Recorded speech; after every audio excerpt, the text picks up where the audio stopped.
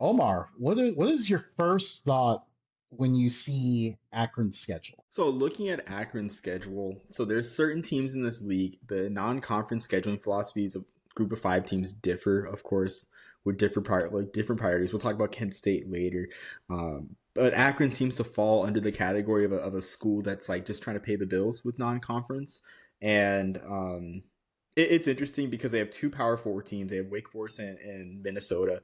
They also have a very difficult game at UNLV, but that one is at Infocision Stadium, which is probably the best opponent they've had in a while since Iowa State, as we had just learned before going to air that Akron hosted Iowa State in 2017. That like I had no recollection of that game, but with that being said, with this non-conference philosophy, like you look at Akron, they can easily start 1-3, and it would be a real shame because I think they're really building some momentum there with Joe Moorhead. But the thing is, like once they'll get into conference play, like the margin for error is razor thin, and they have games against Central Michigan, at Central Michigan. They got Ohio, they got Western Michigan, and Buffalo can be either good or bad. I don't know if I said Miami of Ohio too, but the margin for error is razor thin. And this is a school that you kind of wish that they probably kind of wish they got a more favorable draw in conference play compared to the next school that we're going to talk about in alphabetical order. But that's just my thought, honestly. Like Akron has great momentum, and I really hope that the administrators just take this year for what it is. I hope that they gauge the MAC Akron's play in the MAC more than their non-conference play, because it just sucks that they're having this year with this type of schedule, non-conference schedule, with the momentum that they've had. But I mean, I'm excited, honestly. Like Jordan Gant is returning at running back. I would have thought, like honestly, when I was doing research, I thought he was gone. Honestly, I thought he went to the Power Four, had an amazing year running the ball, but he stayed. He's there to build.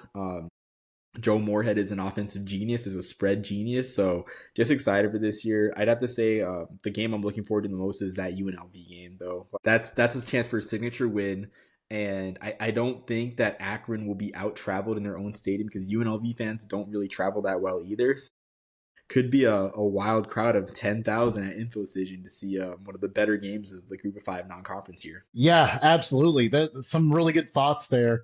Yeah, and potentially Reese Poffenbarger finally gets his chance with the Zips after he's been on the unfortunate side of going against two top quarterbacks when he transferred from Albany.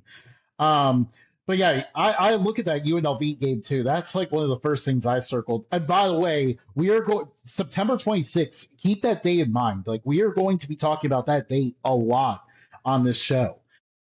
It's a very cool, like cross-sectional game.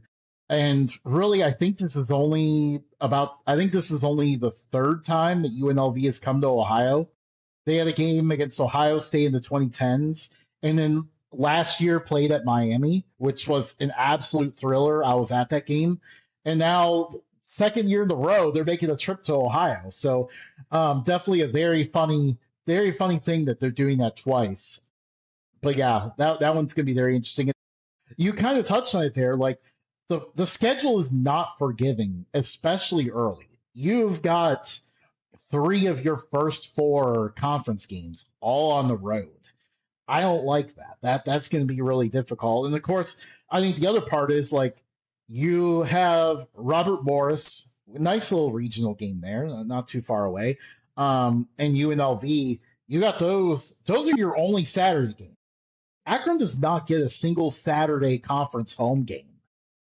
So I know that's gonna be really disappointing for Zips fans for sure. But and definitely not favorable to the attendance of in Position Stadium for sure.